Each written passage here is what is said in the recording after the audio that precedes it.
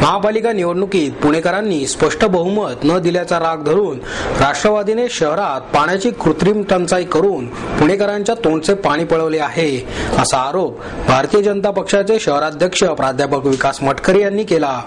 भाजपच्या वतीने पाणी टंचाईच्या निषेधार्थ सिंचन भवनासमोर आंदोलन करण्यात आले।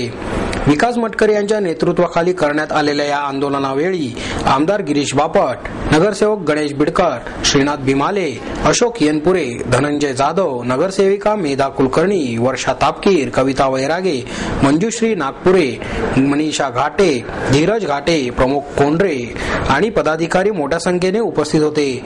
खडकवासला धरणातील पाणी साठा 3 टीएमसीने कमी झाल्याने शहरात एकच वेळ पाणी पुरवठा करण्याचा निर्णय महापालिका प्रशासनाने घेतला आहे। या प्रकाराचा भाजपच्या वतीने निषेध करण्यात येत असल्याचे प्राध्यापक मटकरी म्हणाले।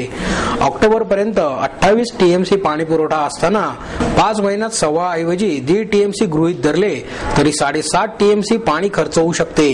त्याचप्रमाणे ग्रामीण भागात प्रत्येकी 3 टीएमसी प्रमाणे 2 आवर्तने सोडण्यात आली। मग फेब्रुवारी अखेर किमान 15 टीएमसी पाणी शिल्लक राहणे अपेक्षित होते। त्याने पुण्याची पाण्याची गरज सहज पूर्ण झाली असती। याची माहिती पाटबंधारे विभागाने द्यावी, यासाठी सिंचन भवनावर आंदोलन करण्यात आले आहे असे यावेळी सांगण्यात आले। यंदाच्या वर्षी पुण्याच्या परिसरामध्ये विक्रमी पाऊस झाला। सर्व धरणं 100% जास्त भरून वाहिली।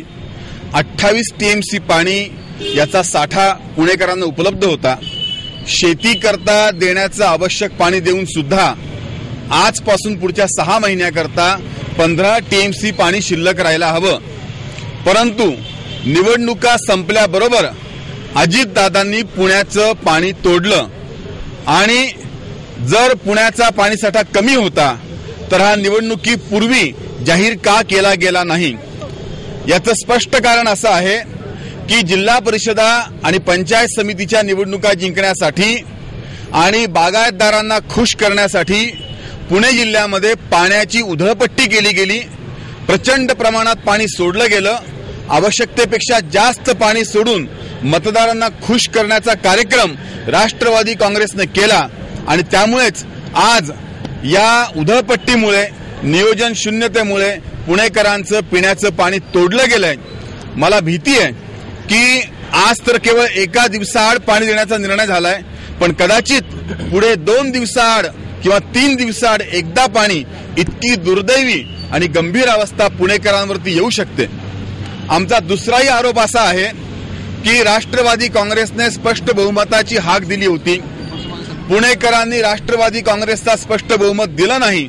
कदाचित त्याचा राग म्हणून, पुणेकरांवरती असणारा संताप म्हणून पुणेकरांना त्रास देण्याचा हा कार्यक्रम राज्यकर्त्यांनी सुरू केलाय।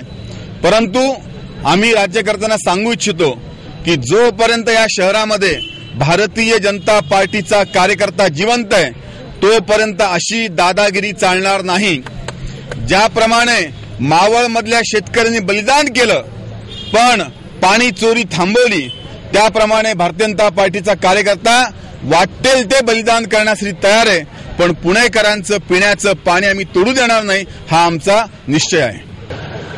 पुणेकर महिलांच्या वतीने आज आम्ही भारतीय जनता पार्टीच्या सगळ्या महिला या ठिकाणी रिकामे हांडे घेऊन आलोय आणि अजित दादा जे स्वतःला दादा समजतात, टगेगिरी त्यांची जी वाढत चालली आहे आणि पुण्याच्या शहराचं जे पाणी आहे, महिलांच्या तोंडचं पाणी पळवण्याचं त्यांनी जे काम केलेलं आहे, त्यांना जाब विचारायला आज आम्ही सिंचन भवनपाशी आलोय। कालच सुर्वेंनी सांगितलं या ठिकाणी शेतीला पाणी आवाजवी दिलं गेलेलं आहे आणि याच्या संदर्भातलं नियोजन शून्य जो कारभार आहे हा पुण्यातल्या महिलांना आता भोवतोय। पुणे शहरामध्ये जर तुम्ही ठिकठिकाणी घरोघरी गेलात तर तुम्हाला असं जाणवेल की पुण्यामधल्या महिला आज लांब लांबून पाणी भरतायत, दुसऱ्यांच्याकडे राहायला गेलायत। मला असं वाटतं की अजितदादांनी या सगळ्या महिलांना, त्यांच्या बहिणींना आसरा द्यावा आणि त्यांच्या पाण्याची सोय करावी।